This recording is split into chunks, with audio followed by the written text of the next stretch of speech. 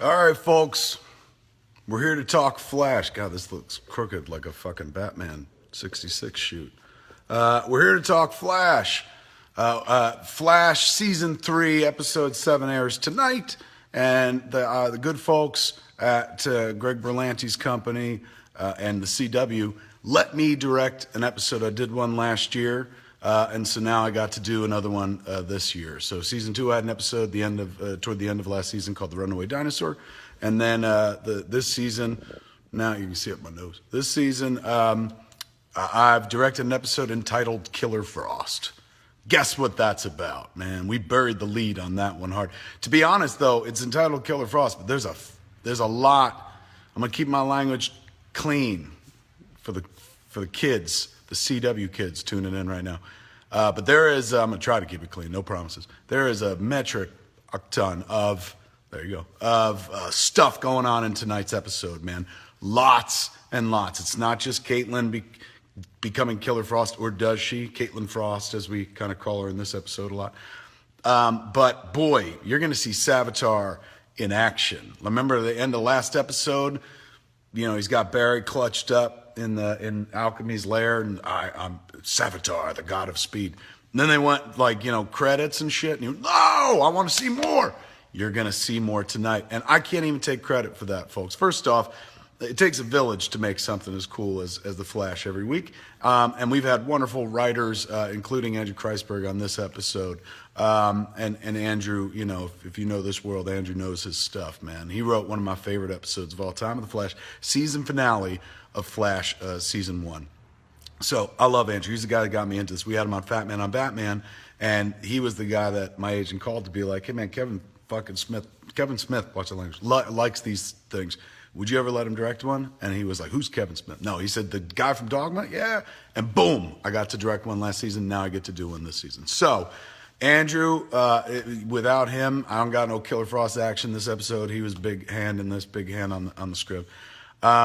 Who else, man? The good folks at Flash, my brain trust. Bob Cripp in the AD. He plays Tetris with the schedule. You have no idea how important getting the schedule right is on something where you have a limited amount of time. On features, you know, you go crazy. If you don't finish your work, you can finish it tomorrow. Episodic TV, you got to finish that work that day because you got more work coming the next day. So Bob Cripp in our first AD balances all that stuff incredibly well so that I could sit there and play with the kids and have fun.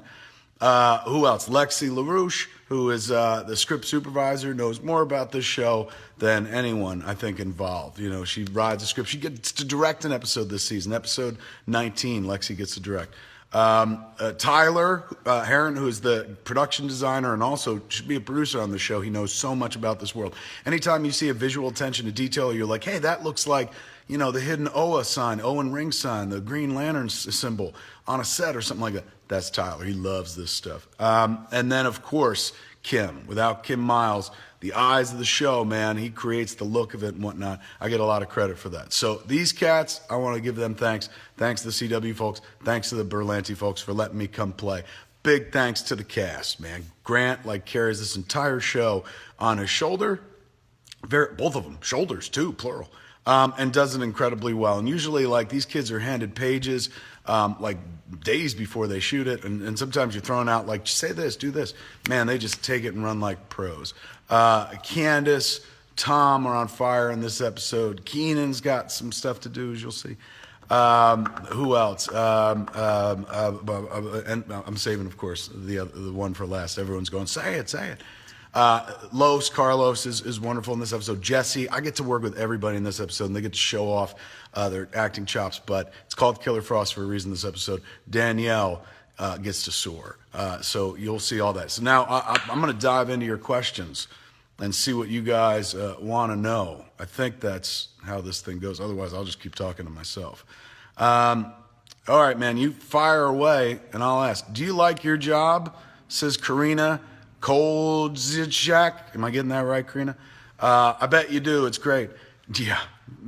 Let me tell you, I used to work as a busboy. Here are the jobs that I've had in life. I was a busboy at Long John's. Tiny hands. Tiny Trump-like hands, sorry. Noticed that. Let me see. I was Then I went to convenience stores. I busboyed at a couple restaurants. Long John's, not the brand, not the chain Long John's, but just Long John's. And you know what? You don't want to hear about this. Anyway, I love my job. It's fantastic. Of all the jobs I've had in this life, making pretend for a living, that's fun. Because think about it. That's what you used to do as a kid, make pretend. And then when you grow up, people are like, put away childish things. Unless you're in this world where people are like, we'll give you money, we'll make it rain, so you make pretend. Getting paid to do something you would do anyway, that's the secret to life, folks. So I love this job very much. Okay, let's dive into, let me see. Tony Burt says, is Tom Felton alchemy? No, Tom Felton is not alchemy. If anything, he's Draco Malfoy. No, Tom is, you're going to tune in tonight's episode and see from the trailers, teasers, people have been like, and the episode breakdown, they're going like, hey man, I think Tom, or Julian on the show, might ... But Caitlin takes him for a very specific reason that has nothing to do with that. And has one of the funnest scenes in the episode. You see a little bit in the trailer, I think, where boom, Flash like knocks out Tom. And somebody tweeted, a Flash fan tweeted a real nice side-by-side of Tom getting punched as Draco Malfoy by Hermione Granger, and then Tom getting punched by Flash from our trailer. I love shit like that, so thank you. In any event, Tom, the question was, is Tom alchemy? Tune in and watch, dude. Come on. Okay, let's see.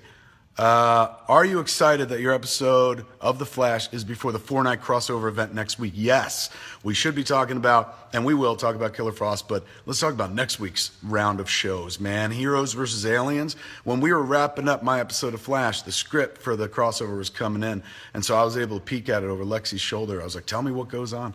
And what goes on is dope. So I look forward to watching that like crazy. Somebody was like, don't you wish you directed that? No, that seemed complicated. Very complicated. A lot of suits running around. I would have liked to have been there to take selfies. I'll tell you that much, man. That would have been like clickbait heaven and stuff. But as for shouldering that responsibility, leave it to my betters. That's for damn sure. Speaking of betters, man, anyone watch Supergirl last night? Glenn Winter crushed. That episode was wonderful, man. It was just packed. They got a lot done in 42 minutes, 41:40 to be exact. Like, that's a lot of show. Unpack that episode and watch how many things happen. Same thing with Flash tonight. We have so many things going on in Killer Frost. It's crazy. This is what they're good at over at those shows, man. They pack their stories. There's multiple storylines going on. If you don't like one storyline, wait a second. Another one's about to start. Okay. Wesley Johnston asks, are you wanting to get all 4 DC series under your belt? Well, it's a big belt, Wes. Let's be honest. I can fit a lot. I can fit all 4 CW series and about 8 networks under this belt, the belt that I wear around this prodigious gut. However, I'm just glad I got to do anything. So I've done 2 Flashes. I've done a Supergirl. Hopefully I get to come back and do another Supergirl. I would love to go over to Legends, of course, man. And as I said last season, I'd love to go to Arrow, particularly if they let me write an episode where I could bring my character or co-write or whatever with my character Onomatopoeia, the guy who makes noises, Mr. Shushi, in the comics. That'd be fantastic. So I've let that be known many times. I'm like, I'd love to do an Arrow, and crickets. So, you know, I don't care, man. Anybody that's just like, come play, I like to come play. And these are shows that I actually adore and love, Flash and Supergirl. So it's very easy to go play in that world. I'm a big Legends fan as well, so it'd be easy to dive into that world. But the Arrow thing, you know, there's personal connects. I wrote the comics years ago. So hopefully one day, man, maybe Gotham too, although that's not Berlantiverse. Riverdale, son. That's the next one, man. I've seen little pieces and whatnot. Riverdale, it's Archie, as if it took place in like Twin Peaks. Sick, man. I can't wait. I want to direct that as a high school show. Okay, so let's see. Eric Watts asked, did Muse make it into this episode? Jason Muse, no, he was in my Runaway Dinosaur episode, of course. That's my mom's car. He had that moment, and he I told him later in the episode, I snuck him in. He was one of the villains in the police department at the end when Zoom's like, whose world is this? And they're all like, our world, our world. I snuck Jason in there. He was wearing a mask. You can find him. He's the only one doing a Jersey fist pump while he does his dialogue. But when I went to talk to him about that, I said, dude, you know, we had already shot the sequence where he was coming in out of the Big Belly Burger. What up? See, I got some Arrow training ready. He was coming out the Big Belly Burger, and then Zombie Girder rips the door off of his car, of a Humvee, a Hummer, if you will. And Jay was like, that's my mom's car. We shot that scene, and then I was like, I want to get him back in the episode. So I went over to talk to him about, like, dude, I want to put you in that other scene at the end, make you a supervillain. So I go over to him, and I was like, you know what, dude? I think I can find one more way to put you back in the show. And he goes, you're bringing my character back already? Excellent, man. I want to be in this show one more time. Then I want to be my guy over on Arrow. Then I want to be my guy on Legends. And he kept going. He was building a multi-Berlanti-verse episode arc for that one character where presumably he would show up, on every CW show and be like, that's my mom's car, and then out he goes. So, no, sadly, Jason didn't come back for this episode, but I brought another friend with me, man. Like, so far, each time they let me bring somebody. That one, I didn't even try to bring Jay. That was Andrew's idea, Andrew Kreisberg. He was like, do you think your friend would want to do this? I was like, do I think he'd want to do this? I'm surprised he hasn't come into this office, and well, normally I tell a very dirty story. In any event, so Andrew's idea was to bring in Jason. I can't even take credit for that. When I did my second episode of Flash, there was an open role for a police detective, and so a friend of mine, Ralph Garman, that I do Hollywood Babylon with, he was the guy. I was like, oh my God, Ralph would love this because he watches all these shows. But he was working on Kevin and Bean. He does the morning show in Los Angeles on K-Rock, and one of the two, Kevin or Bean, were off, so Ralph had to stay, and so he couldn't come play up in Vancouver. So I turned to another friend of mine, a dude who you know as my co-host on Geeking Out, Greg Grunberg, Grunny himself, man, who you've seen in The Force Awakens, Snap Wexley, who you know from Heroes, Matt Parkman, who you know from Lost, the guy who crashed the plane. He was the pilot. He used to be on Alias, Felicity, and stuff like that. So Grunny's in this episode. I got to bring him along. So I didn't get to bring Jay. I got to bring Greg Grunberg. And then on the Supergirl episode I just directed, I got to bring my kid.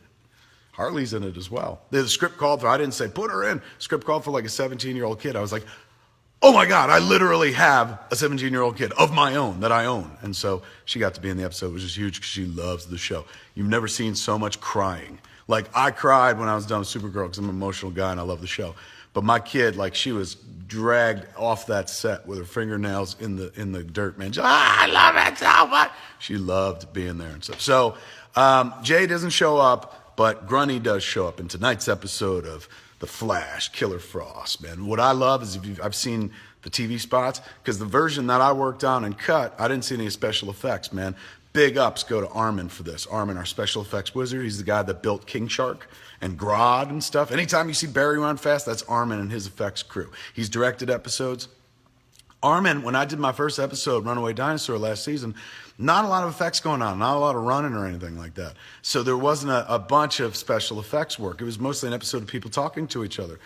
But holy heavens, my new episode of The Flash, the one that airs tonight, Killer Frost, on the CW. A lot of special effects, a lot of running, a lot of powers being manifested and stuff like that. So Armen had a lot to do on this episode, and he has a lot to do on the episode of Supergirl that I just finished as well. So having worked closely with these folks, I've always loved their work in the show. It was King Shark that brought me into the CW world, into the Berlanti universe. Muse was begging me for a long time to watch the show. He's like, you got to watch Arrow, man. This is amazing. And he'd show me clips because he always carries around an iPad. And then there's a clip of, he's look at this, and it's Stephen Amell, and he's like doing a salmon ladder, shirtless. And it's connected. I said, that's very cool. What does that have to do with Green Arrow? And he goes, oh, you want to see him shoot a bow and arrow? And then he shows me a clip of Stephen Amell shooting a bow and arrow, and he was shirtless. And I was like, you know what, Jay, I think you like this show for reasons you don't even understand yet. Look south, I told him. So he was trying to get me into these shows early on, and I was like, no way. And even when Flash showed up, I was like, nah, it's all right, man. I watched Flash in the 90s, live action. John Wesley Shipp. Now there's a Flash, not even knowing that he's in this show as well. So I ducked it for like a full season of Flash until the King Shark episode. When I saw like King Shark, a picture of him, Muse called me up. He's like, King Shark's on Flash. I saw a picture of King Shark. I was like, I can't believe they went for King Shark. I thought this show was like critically acclaimed. They got a balls of steel to do King Shark. I got to try it. So it was like the Smuckers, the name like Smuckers, it better be good. I was like, if they're doing King Shark, this thing's got to be amazing. And I fell in love with the show. And that's because of Armen's King Shark, man. It looked fantastic. So Armen's got a lot of special effects going on in Killer Frost. Every time Danielle pulls her hands up, like she was doing it, this kind of crap, And I kept saying, bigger, man, make it even bigger. Go against your instincts and like big it up, because we want it to look like, like a splash page on the book, in the comic of Killer Frost. Armen like saved our asses, because I had Danielle keep going bigger and bigger. I mean, like Danielle first is like this, and it's like, she's doing like the Scarlet Witch and shit. Not even the one from the movies, although kind of. She wasn't like ma'am in a minute, but just the one from the comics. Big arms. And so Armen saved our ass, man. Big Armen himself and his crew.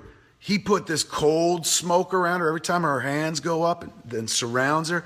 It looks so metal, dude. It looks like something out of a comic book. So like Armen's job on the show, the VFX guy, like anytime you see something on that show where you're like, oh, and it looks like a panel from a comic book, like a splash page, like a double splash page, that's Armen. He's the splash, and his crew. I don't want to take any credit away from anybody, but Armen and the folks who work for him, Armen's Army, these cats, man, like they're the splash page of all these shows. So I saw some splash page moments in the trailers where I was like, look what they did with the cold smoke or steam. I don't know what you call it when it's cold. But oh boy, it looks fantastic. I don't even know if that answered the question or if that was a question that I was answering. But Armen, man, he brought this episode to life. Let's see. What do you think of the Flash doing Savatar? Asks Holly Anderson. I think it's amazing, man. Like I heard Mark Waid, who created or brought Savatar into the comics, created the character, if you will. For Flash, like was touched by it as well. Could you imagine some character, like you got to fill 12 issues of a comic book. I'm sorry, I don't do coke. I blew my nose right before we went and it's all moist. Could you imagine like you have to do 12 issues of a comic book every year and you're on a book for a couple of years, man. You're just like, and your hero's a guy that runs fast. You're just like, all right, let's try this. Let's try this. Let's try this. And Savatar was a cool character, but one of many that Mark created. And now, boom, on the show, he's this season's big bad. And I've seen where it's going because I got inside info on the show. So I know where it all heads, and it is thrilling. Like, it is season one, incredibly strong. Wait till you see what Savatar can do. And you see a little bit in my episode right away. Like we come in off the tail end of the previous episode that I think JJ directed, not JJ Abrams, stunt JJ. And he's holding up Barry's, Savatar's holding up Barry and goes, I'm Savatar, the god of speed. We come in hot right off of that and continue what happens. So that's why I was talking about Armen.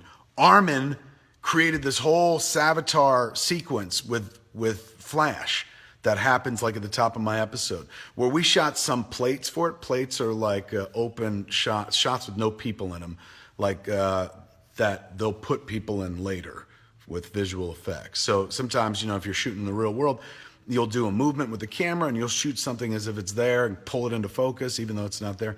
And then the special effects people will create that thing later on. So we provided plates to Armen, and then Armen provided what you're going to see is Savatar like being amazingly badass. So big props to him. Let's see. Giveaway. No, I can't do that.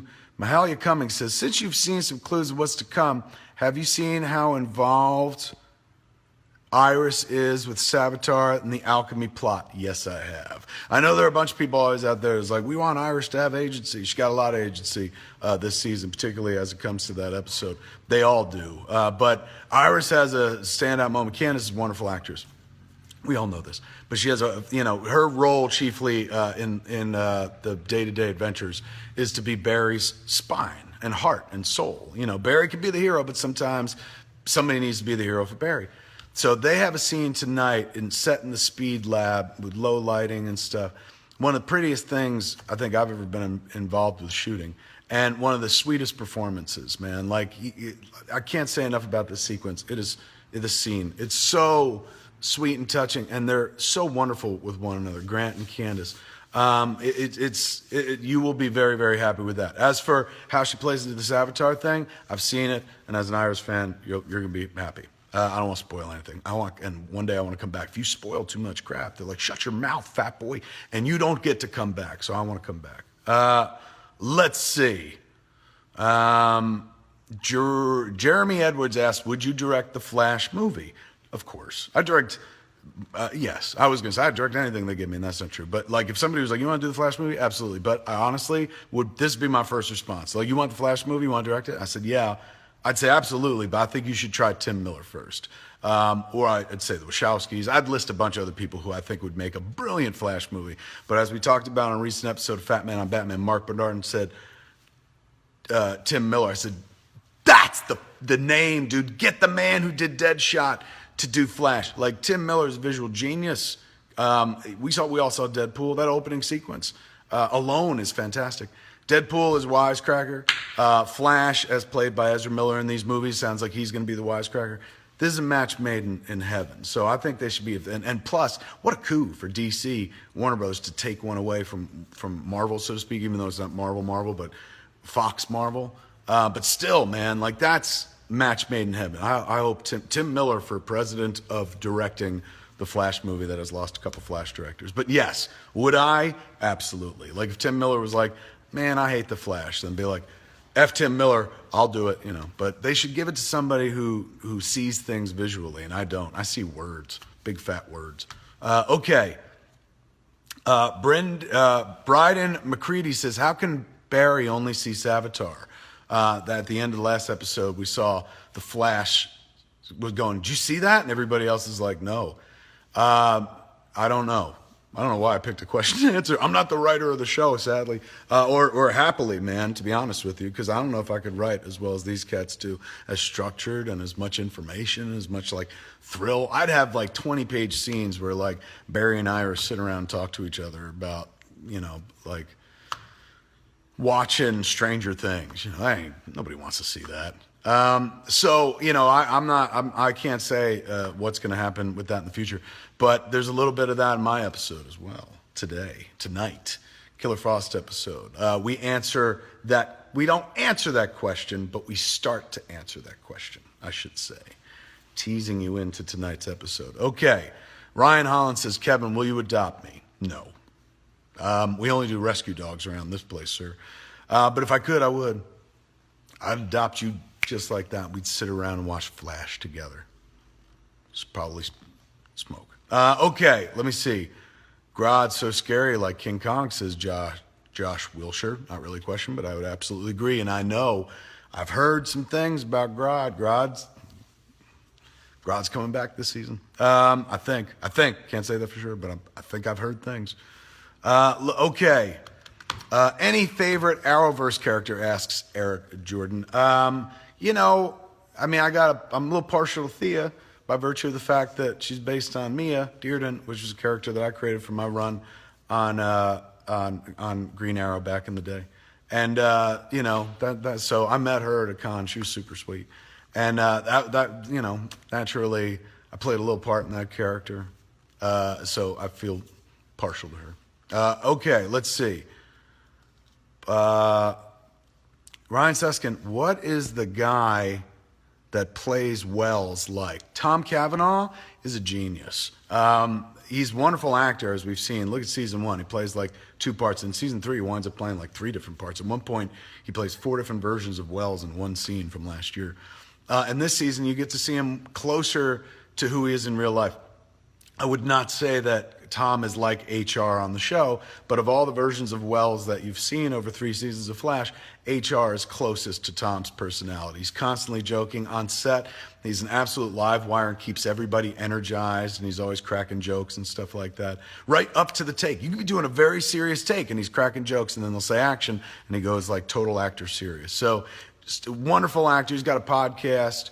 Was it Mike and Tom Eat Snacks, it's called. But great Canadian, but man, oh man, I love him. He's fantastic. If you get to hang with him in real life, it's a true treasure. But go listen to his podcast. If you want to hear what he's like in real life, listen to his podcast.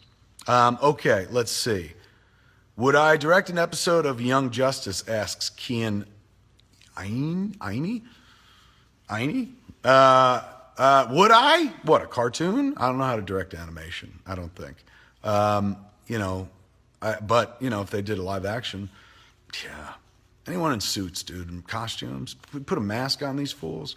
I would direct an episode of like Days of Our Lives. Is that still on? I know The Young and the Restless is still on. I'd direct an episode of The Young and the Restless if they were like, they're all wearing masks and capes. I'd be like, count me in. I like doing this costume stuff. Costume drama. That's why I try to pass it off respectably. People are like, what have you been up to? I said, well, Yoga Hosers, which is out today on iTunes, and right now you can go watch it, or after I'm done, as you get ready for Killer Frost tonight, or on Blu-ray, signed at Jay and Silent Bob's Secret Stash. I said, but other than that, well, I've been directing costume dramas. Like period costume dramas? And I was like, hey man, I don't get that personal. They're just costume dramas to me. Okay, let's see. JJ Tebe says, just direct the Flash movie. JJ, as if I have any say, JJ. They need to say that stuff over there. A lot of people online been like, come on, dude, don't be a dick, direct Flash the movie. Like, kids, I have no control over that. You know what I'm saying? Like, that's not like, I don't call up, hello, Mr. Hollywood, these are the films that I would like to direct. Like, you know, they pick those assignments and stuff. And there are better people equipped for that job than I. I'm very comfy right now in the world of Flash, you know, on the CW. And I think I might have an aptitude for it. I'm not saying I'm good at it.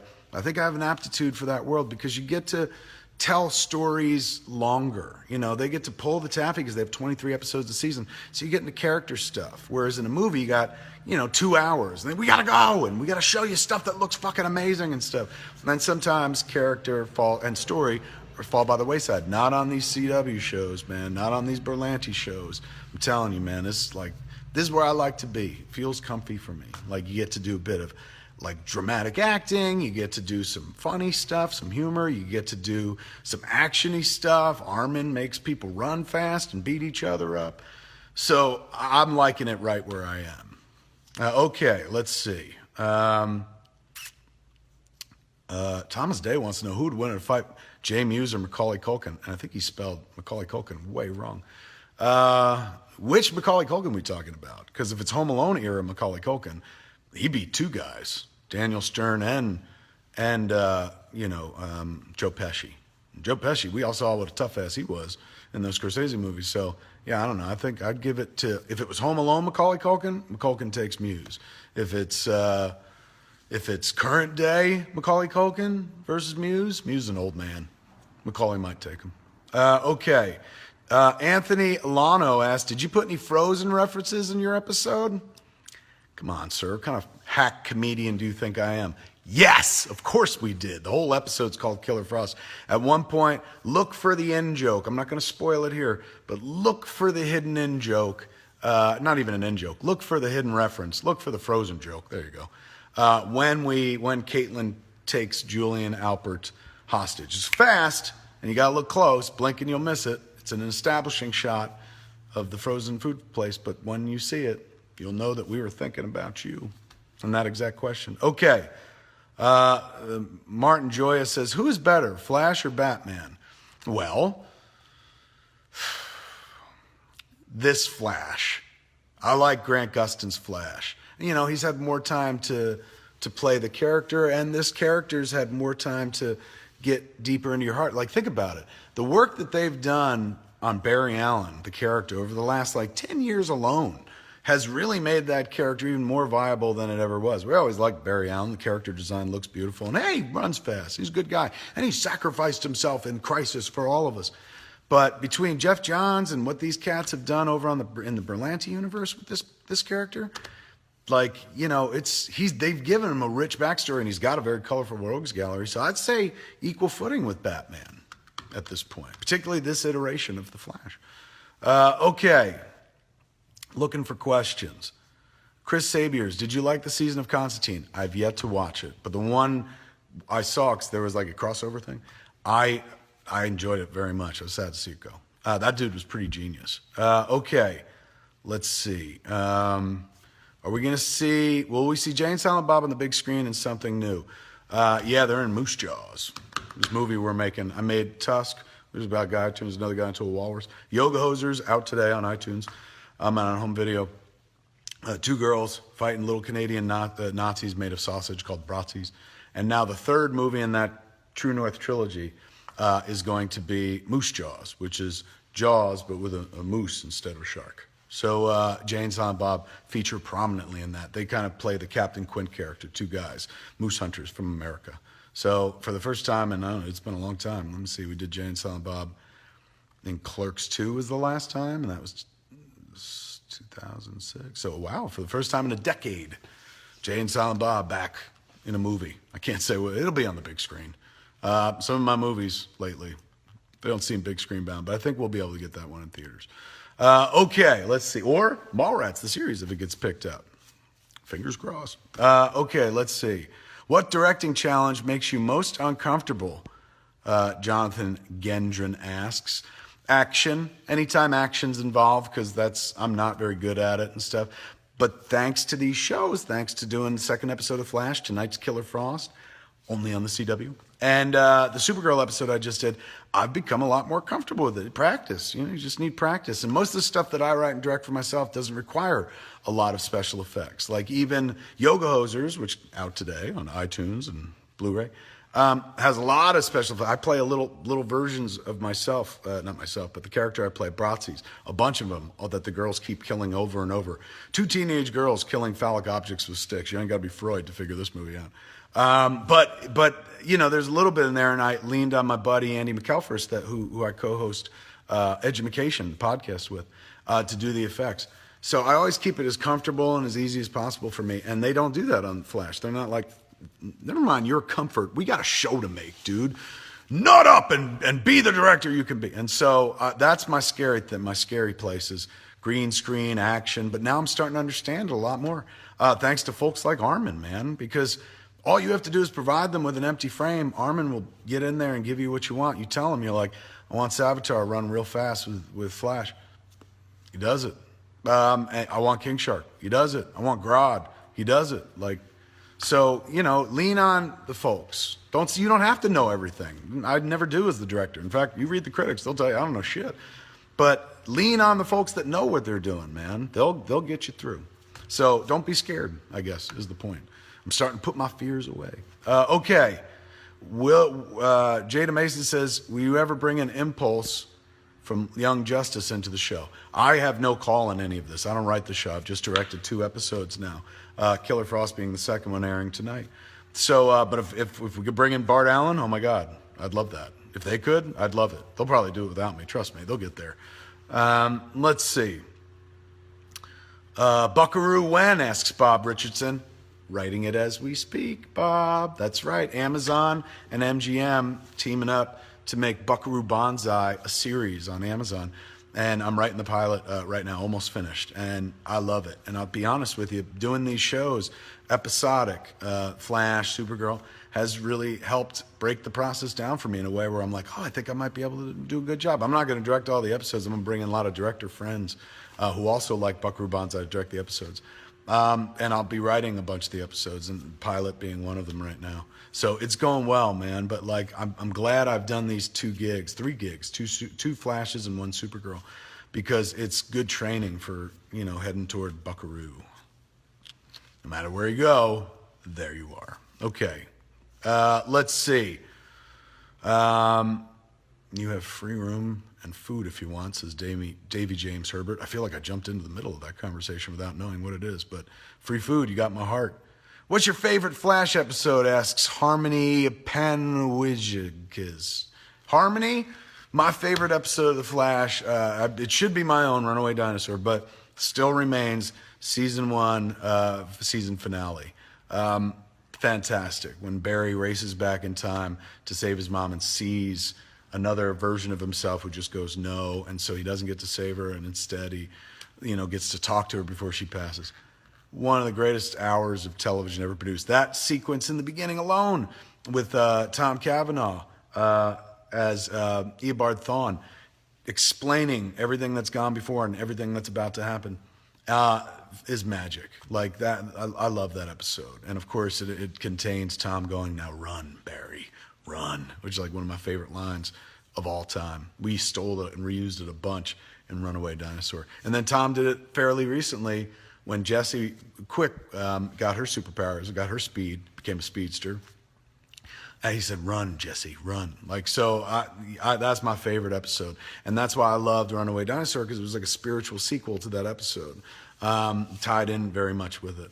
But what I love about this Killer Frost episode is that it plays like a thriller. Like I never really get to make thrillers. I mean, Red State kind of counts, but this played like, when I read it, I was like, let's aim for 3 Days of the Condor, which it's not a spy episode at all, but like the tenseness. The tension level of like someone on the run. That's what I was kind of aiming for. If you're going to steal from the greats. Okay, what else we got going on here? Deeper Audwin Leon Dennis says, would you sell your version of the Flash jersey on your site anytime soon? No. But, yes, not I can't sell it because I don't own the Flash logo and stuff. But we're opening a site soon, because a lot of people like the jerseys that I wear and the crests that I wear, and there have been a lot of requests like, dude, where can I get that? And we've done some T-shirts of some of them, but we're going to start making them so people can buy the crests or buy full jersey or whatnot. We've done some of them already. If you go to jayandsilentbob.com, you can find a Fat Man one and some of the other ones, but we're going to start doing them all. Me and Jeff Quigley, the guy designs them, Jim Edelston, the guy that puts my jersey, the crest together for me and stuff. So look for that soon. Okay. Craig Tompkins says, I hope we see the Kid Flash. What, tonight? You're going to see something. I'm not saying you're going to see Kid Flash, but you're going to see something, all right. Let me see. Got to turn this episode of Flash on when I come home from work, says Andrew Grimes. That's absolutely right. Set your DVRs, folks. Tonight, Killer Frost, the coming of Killer Frost, which sounds way dirtier than I meant it, is going to happen, man. Joel David Martinez asks, what are your thoughts on the Flashpoint episode? I loved it. I thought it's actually one of my top 5 favorite episodes of the show ever was this season premiere, the Flashpoint episode. Granted, like other people are like, oh man, I wish they'd done the Flashpoint from the comics. Well, they can't, but I like what they've done with this Flashpoint. It sets up the entire season, and wait until you see where it goes. I know where it's going. You're gonna love, like, they're gonna have their own identity now as Flashpoint. Instead of people just going, well, Flashpoint, we know what that is. That's the Jeff Johns story in the comics. Now Flashpoint's gonna be known as something completely different by the time the season's done, because wait till you see what Barry really did to the timeline. It's gonna blow your mind, folks. Okay, let's see. As a fan, my mind was blown. That's all I'm going to say. Okay. Lita Billings says, I hope you do a Legends of Tomorrow episode. I hope so, too. A lot of cast in that, man. You're spinning a lot of plates in that instance. It'd be fun. I ain't going to lie. I'd do that in a heartbeat. Let's see. Anthony James, what DC hero do you want to see get their own show that hasn't gotten one yet? The question, son. The question. I don't care if it's Vic Sage or if it's Renee Montoya.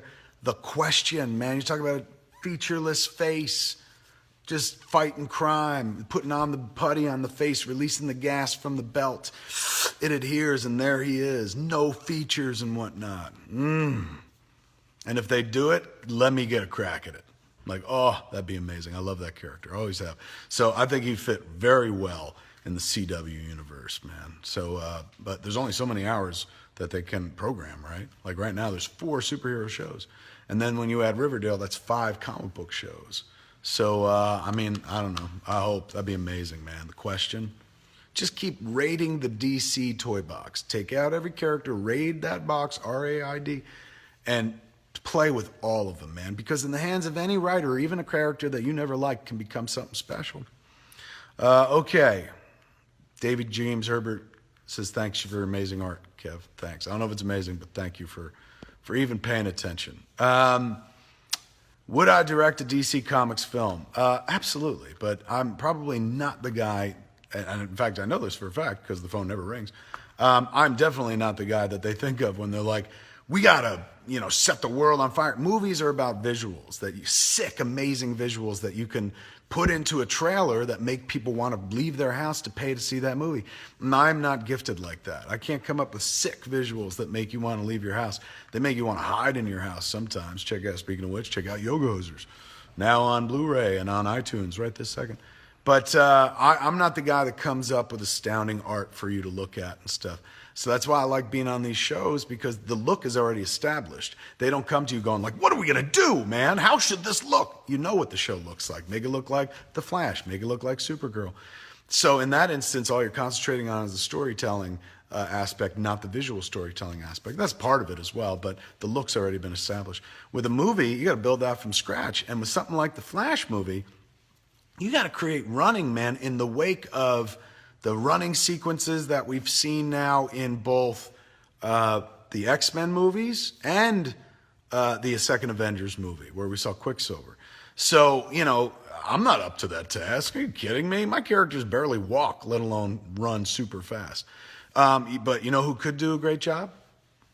We talked about it, Tim Miller. So, you know, I'm always geared for that. If somebody, even when they gave me that job writing Superman years ago, Superman Lives back in '96, when I sat down with Warner Brothers, they were like, we're interested in you doing a pass on this. I was like, why wouldn't you reach out? This is the exact thing I said, I swear to you. I'm so stupid. I never think about like looking after my own future. I said, why wouldn't you hire Mike Carlin, the great Carlini himself? He was the editor of the Superman group at that point. Or any number of the other Superman writers who have like crushed this character in comics. And this was 1996, and this was the response. Well, those people work in comics. You know, it's not really movies. What a different world we live in today. So, you know, I'm still geared that way, even though we live in a different world. If somebody writes, you should, like on Twitter, I've seen a lot of like, you should direct the Flash movie. I shouldn't. My first instinct is like, they should get Tim Miller. I would love to watch Tim Miller's Flash movie. I'd watch 10 Tim Miller Flash movies. Clearly, he's proved himself with Deadshot. He knows what he's doing with the camera. He knows what he's doing with the character. So that's how I'm built, man. Even if this fantasy world where somebody says, hey, you know, we want you to ruin a movie for us, I would probably first put somebody else up for the job. You know your limitations and know your place in the universe. And right now, my place is not making big movies for a studio, particularly movies that I want to go watch. But on CW, man, where I can't screw it up, because that's, you got to understand, that cast and crew makes an episode of Flash every week with or without my fat ass. The director is the only element that changes all the time. So, you know, for me, like, I'm not like the visionary who brought you 2 episodes of Flash. You know, I'm the guy who watched while these very hardworking people brought you 2 episodes of Flash. So, you know, I'm not the guy to create brand new running effects nobody's ever seen. I'd need Armen, big time. I'd need Armen so much that I'd be like, Armen, you better direct the whole thing. Give it to Armen. This guy knows what to do. And he's directed episodes of The Flash, too. Okay.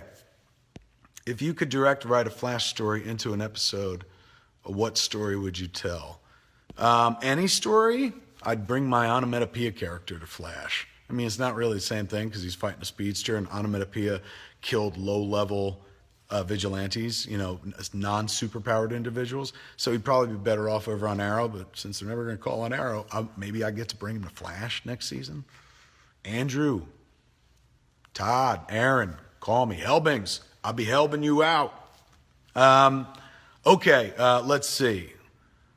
Ever direct a horror TV show, asks Steve Cliff Jr.? I haven't, but I would in a heartbeat. I've directed a horror movie, a couple of them. One was called Jersey Girl. Let's see. Animated Superman Lives movie? How about it? Said Dakin Hill. Oh, like based on my script? Based on the Superman Lives script? That'd be tight, dude. I ain't gonna lie. That'd be fun to see. That's something I worked on like 20 years ago at this point. So that'd be really amazing to kind of see. Like they turn it into a cartoon and get the people to do the voices. Like, because Nick Cage's still around and stuff. And I wanted Michael Rooker for my Lex Luthor, so that'd be amazing. But, you know, I'm game. That ain't up to me, kids. That's up to the good folks at Warner Brothers and stuff. But if they were ever to call and be like, hey, we want to, you know, do a cartoon version of that Superman script you wrote, believe me, I'd be like, oh, that'd be dope, man. You know, you close all loops in life one way or another, and that would be a nice way to close that loop. Like, oh, we got to see what it would look like. Okay, would directing a sitcom appeal to you, asks Eric Casino. We're going to find out because I'm going to go direct an episode of the Goldbergs over on ABC. Second week of January, I think it is. Thanks to Matt Meyer, the guy that I do Talk Salad and Scrambled Eggs, a podcast all about Frasier. I do that with Matt. We haven't done it in a few months. People are very quick to point out.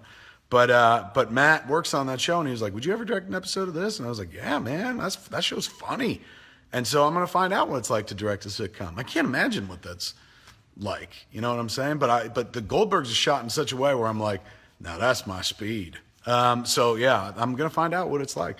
Late in life, I'm trying out a lot of things, man. Trying out directing episodic TVs, trying directing superheroes, trying directing sitcoms. Next, I'll be trying out dudes. We'll see, man. Who knows? Age 46. All rules are out the window. Okay.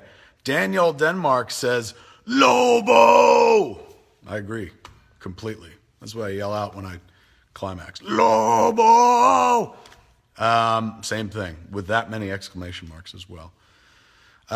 Michael C. Park says, that's right. Michael Rooker was in Clerks. Close. He was in Mallrats. He's Mr. Spenning, Brandy's dad. Okay. Do you relate to the Goldbergs in your own life? Says Carlos Rosali. God, yes. I watch that show and I go, you can always tell something's good when you're like, why didn't I create that? Like, I should have created that. Like that, I feel like I created this. It's so close to my own life. So that's why it's going to be very easy to slip into Goldberg's world for me.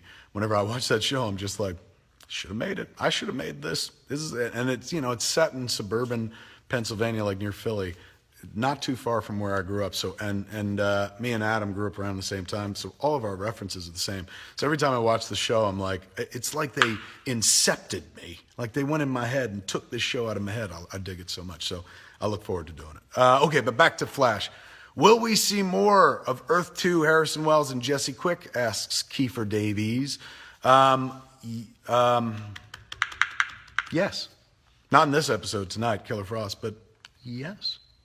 I think I can say that with confidence, even though I don't work on the show regularly, and probably by spoiling that, I just got kicked off the show.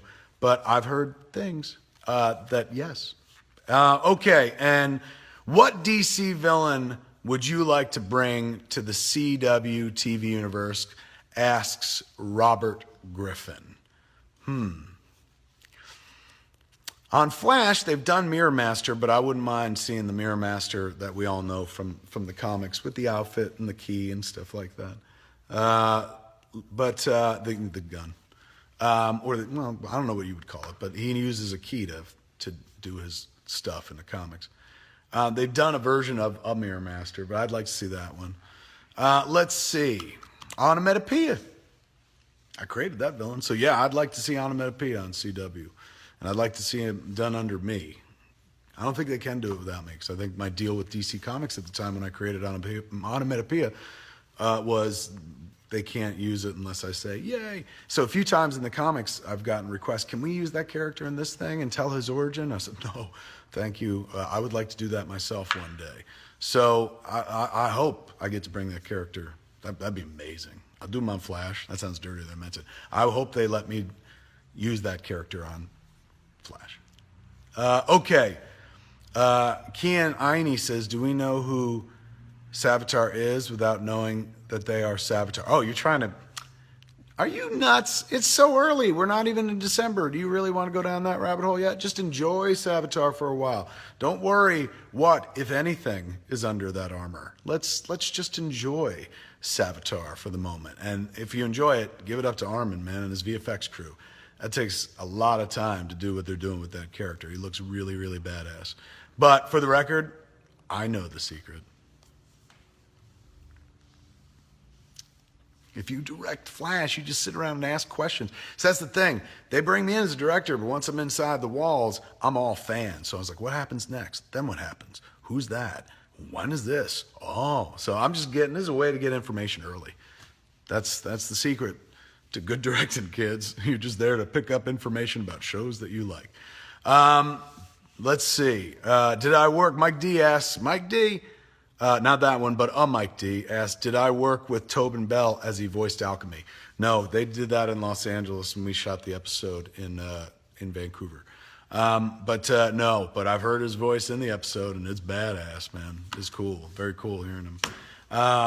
Okay, and I think Let me see. What are some behind the scenes secrets from the Flash sets that fans might not know? Asks Kenneth Thomas. All right, let's end with that, shall we? What are some stuff that folks may not know? Well, they work very long, hard hours to bring you a show that you love. Everybody on that show cares about that show. There's nobody, I've worked on it twice, there's nobody that's like, Flash, man, like whatever, like yeah, the boy runs fast. Like everyone believes in this stuff from the top all the way down to the bottom, whatever the bottom is, whatever the top may be. They all care about the material. They love the story that they're telling, and they tell it well. So because of that, that translates. That's why you like the show as much as you do. There's extra affection in every nook and cranny, if you will. But what else can I tell you? It's fun. Like, you can have a good time, even though the hours are long and stuff. Kim Miles, who's my DP, directed episode 5 with the monster going through town. And Kim had this great idea. On a day that was really hard, he brought in a bacon truck. And I was like, that's a good idea. I'm going to do that on my episode. So at one point, on our longest day, I think, we brought in a bacon truck. I paid for the bacon truck to come in. Everybody had bacon sandwiches and stuff. And they had a vegetarian option if you're not into bacon. And then at the end of the episode, I wrapped with, I gave out T-shirts. I didn't get to do that on my first episode. But everyone works so hard on these shows like it's a movie. And when you wrap a movie, everyone gets a T-shirt and stuff that says, I worked on the movie. So I made T-shirts this time around. And that was, I don't know, it was fun. It was really cool to see people. Like, I gave them out before the show was over, so, like, I took a lot of pictures of people wearing that T-shirt, which was my old Flash crest, not the reverse Flash crest, but just the Flash, normal Flash crest I have. But that was a way to thank you for those cats, because after Runaway Dinosaur, like, a lot of people, Yoga Hosers had come out in Sundance in January, and now it's on iTunes today and Blu-ray. But from January until May, when the Runaway Dinosaur aired, like there were a lot of people who didn't like Yoga Hosers and just, roasted my flesh and loved doing so, going like, oh, this movie blows and he sucks at his job and stuff like that. So Runaway Dinosaur was a godsend because like it proved, oh, he doesn't necessarily suck at his job. He just doesn't care when he makes the movies he makes. He wants to make whatever he makes and stuff. And if that's Yoga Hosers, so be it. So it was, I got a lot of credit for that Runaway Dinosaur episode. People going like, oh, he is a director and stuff. So, when I went back, same people I worked with to make Killer Frost episodes, same crew and cast, I wanted to thank them because, they gave me credibility, like thanks to Runaway Dinosaur. And, no person is in charge of something by themselves. It takes a village, as we say. And all those folks made that episode and helped, kind of polish up my reputation at a time when some people were like trying to really push it down the toilet. So coming back, the least I could do is be like, here, and give them a T-shirt, because once again, Killer Frost people will give me credit for it too. They'll be like, wow, we did a great job. And I did the job that I did. Everyone else who does that show week in and week out, they did the job. I just watched, and boy, I loved watching. Creepy little cuckold on set, man, where I'm just like, did you see what Killer Flash just did? So, Killer Frost just did. Then they escort me off set because they're like, he doesn't even know these characters' names. They did tell me, here's a behind-the-scenes story that I always enjoy. We're scouting on episode 1, the Runaway Dinosaur. And we were in a location van going someplace. And they were like, hey, we're going to stop for coffee. And I was like, yeah, let's stop at Jitters, man, because I want to get me a cup of the Flash, because they had just done like the coffee. They'd had an episode where they introduced one of the coffees at Jitters was called the Flash, had a little lightning bolt in it. And so they were like, man, it's crazy. Like, how novel having someone directing the show who actually watches the show. And I was like, you mean all the directors don't watch the show? They're like, sometimes, man, we get directors on here who don't even know what the show's about. And they just told the story of one director whose name they withheld, so I'm not even withholding it. I don't know who the director was, man or woman. But they got to set, and the director was like, okay, let's start shooting. Bring out the flame. And they were like, the flame? And he meant the Flash. Like, so I never make that mistake. I'm never on set going like, where's the flame at? I love this stuff, and that's why if you like the episodes I've done so far, the only one in tonight's episode, has a lot to do with just being a fan of the material, loving the material as much as the people who make the show every week love the material. So please tune in tonight, man. Killer Frost episode of Flash. That's me going very fast, running fast position on the CW. Thanks for hanging out here today for the Flash chat. Hope you learned some new stuff and useful information. Let's kick back tonight. I'm going to be live tweeting the episode. So if you want to follow that around on Twitter, or if you got questions during the episode, you're like, dear fat ass, I'm baffled why you would ... I will be able to answer it tonight on Twitter during both airings, the East Coast airing and the West Coast airing. So thanks for hanging out, man. Flash tonight. My name is Barry Allen, and I am the fast